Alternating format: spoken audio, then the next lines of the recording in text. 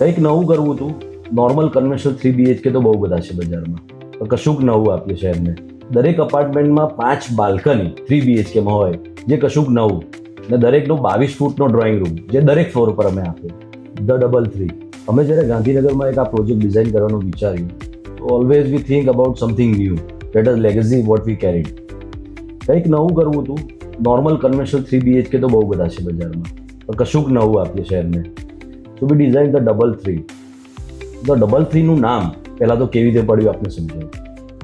ત્યાં એક એવો 3 BHK છે જેમાં એક ફ્લોર પર 3 ફ્લેટ છે, 3 એપાર્ટમેન્ટની 3 પ્રાઇવેટ લિફ્ટ છે.